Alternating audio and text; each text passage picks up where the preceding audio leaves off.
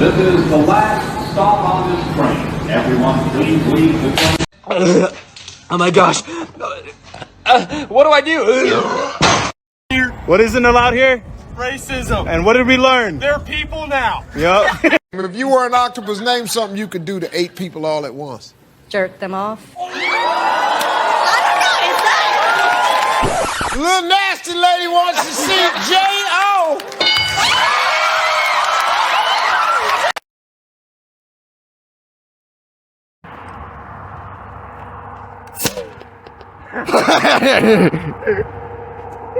A monster? Yep.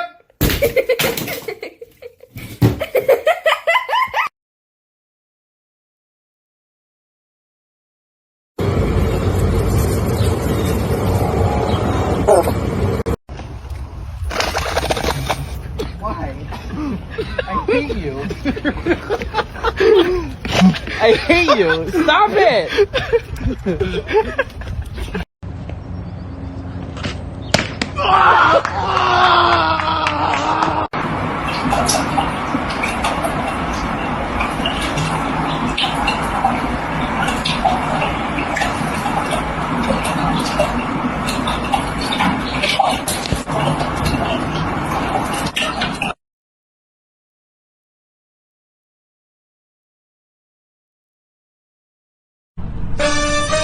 Shake your body, baby, do that conga. No, you can't control yourself.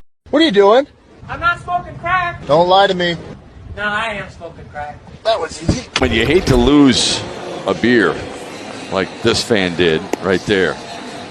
Forget about the cup. You want another one to replace it. You can laugh at yourself a little bit. Thankfully, Comerica Park's got plenty. And thankfully, you've got good people here. They give him the baseball that he could have had. And then he gives it to a young man to make his weekend. That's what baseball's all about.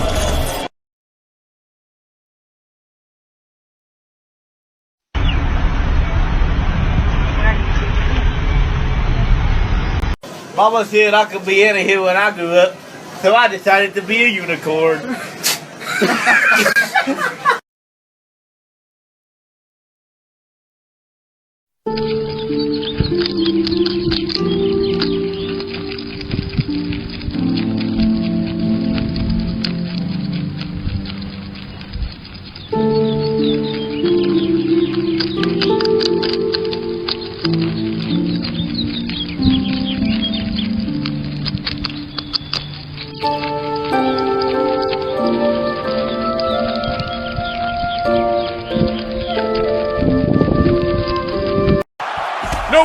Nope, Joe, he is severely injured.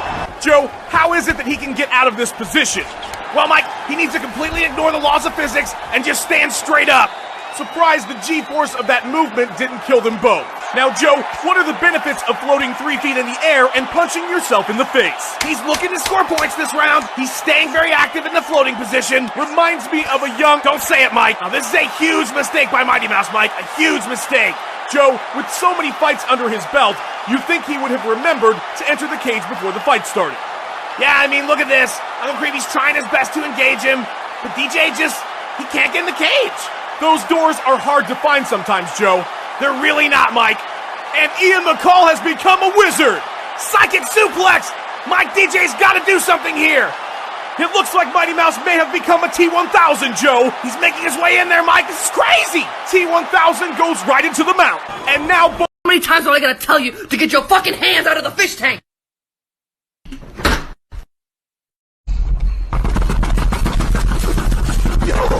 You're gonna die! You're about to die! You're gonna die!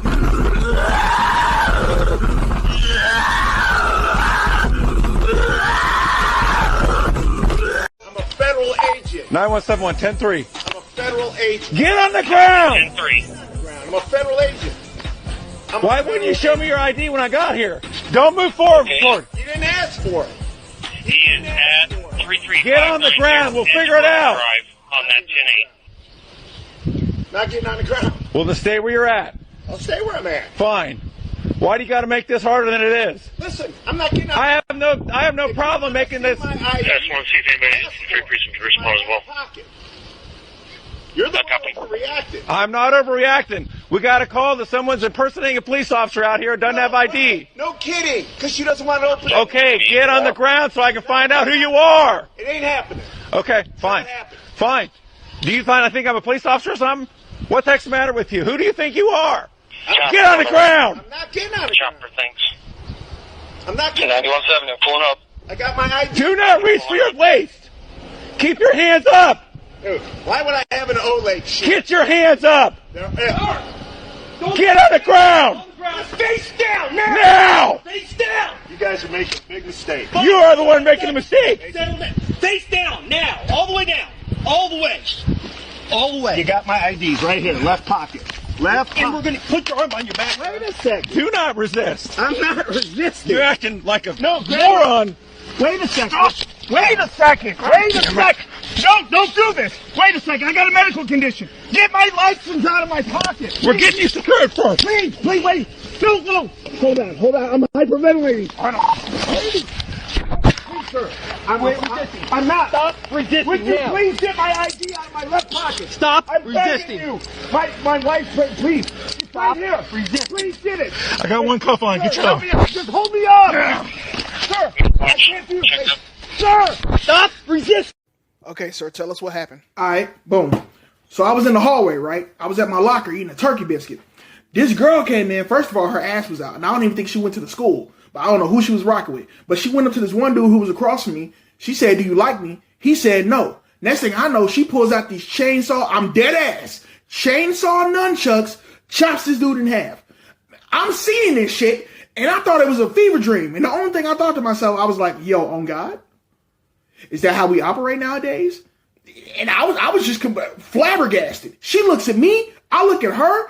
I took off for the exit. I'm hearing screaming behind me. I'm hauling ass even faster. I make it outside, look back inside. She's in the hallway just swinging the bitches, getting all types of combos. Had an 18-26 piece by that point. You ought to see what she did to the fucking science teacher. She kicked him in the nuts. Motherfucker had a heart attack. Crazy shit. I didn't even get to finish my damn biscuit.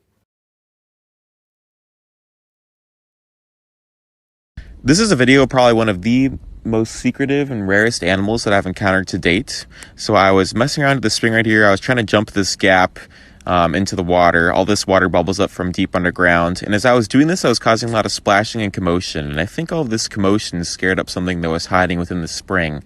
So seemingly out of nowhere, I see this rainbow snake right here. And when I saw this snake, I absolutely freaked out because these snakes are rarely encountered by people. These snakes rarely leave the water, and they spend much of their lives under aquatic vegetation and debris.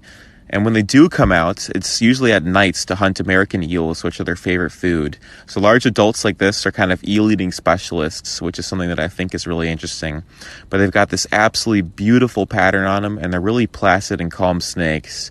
I just find them super interesting, and it was pretty much the last thing that I expected to encounter that day when I went out for a swim.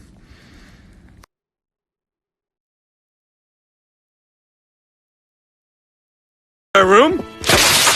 Homer, you're supposed to slide those doors open. I don't have time for that. Welcome. I am honored to accept your waste.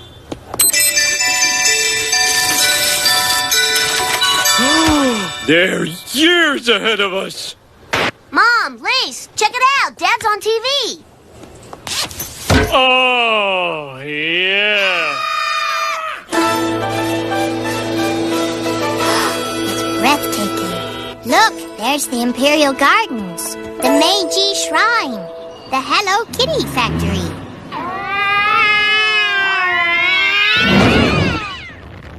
Who's up for some exploring? Yeah, I'm still checking out Japanese TV. Isn't this that cartoon that causes seizures?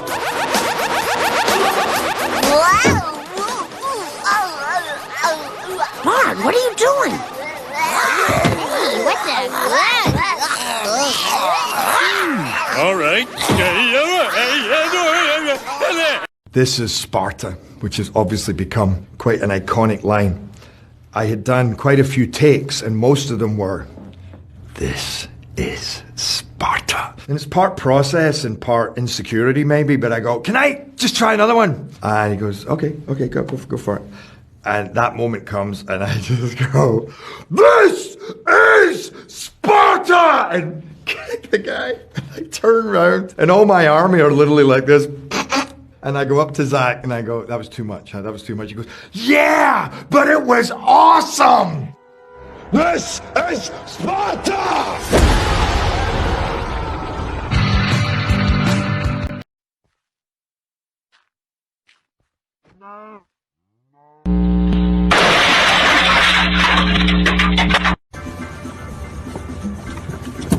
Fucking bee, brother. That's a big ass bee.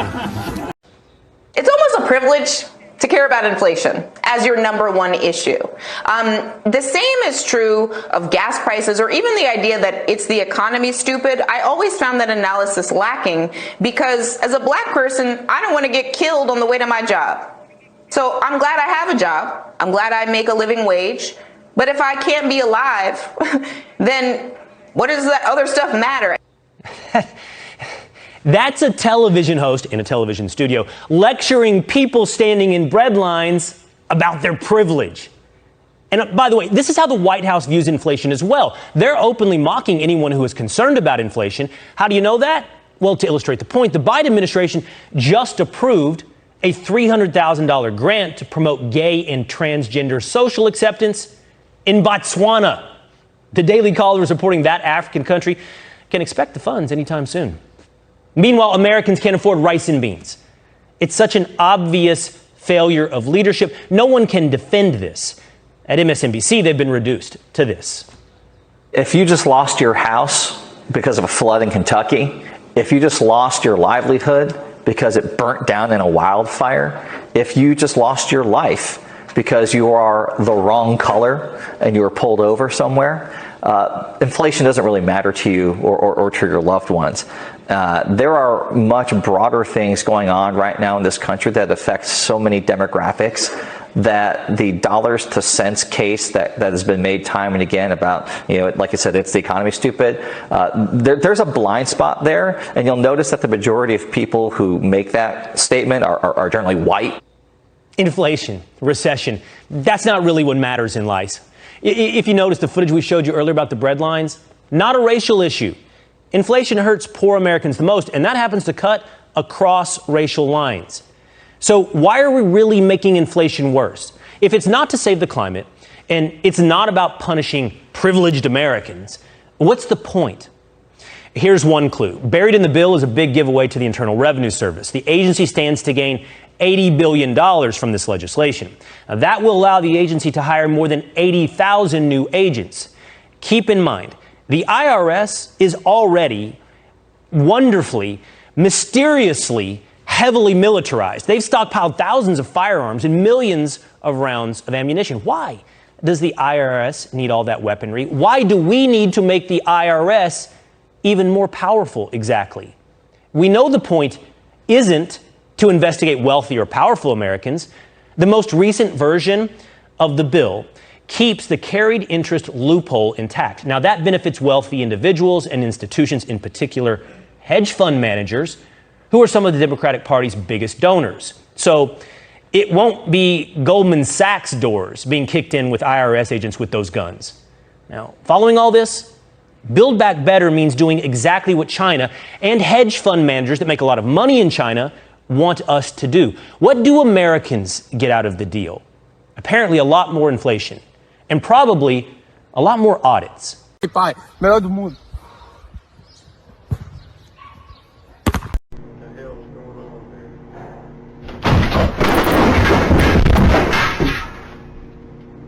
Hey, Ryan. Hey, Billy. That hurt. All right, don't move a muscle. I'm fine. Yeah, well, don't move. Might have been a hole in the ceiling. Don't move. No, hold on. Let me get back to the...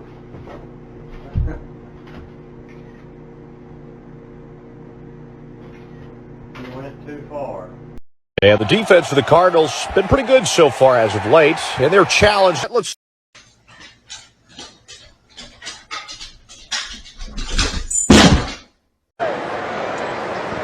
Socialism failing to work as it always does, this time in Venezuela. You talk about giving everybody something free, and all of a sudden there's no food to eat. And who do you think is the richest person in Venezuela? The daughter of Hugo Chavez. Hello. Anyway, 0-2.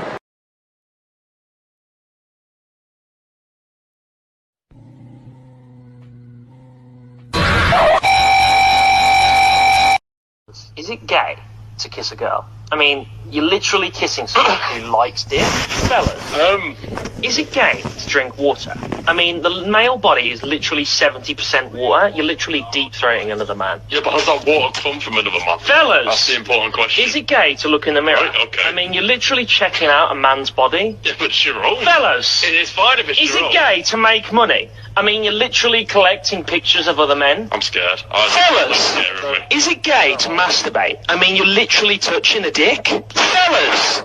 Is it gay to see? I mean, you're literally observing in a world with lots of dick. Look, I'm going to kill him. Fellas! Is it gay to be a man? I mean, you're literally walking around with a dick attached to you. Fellas!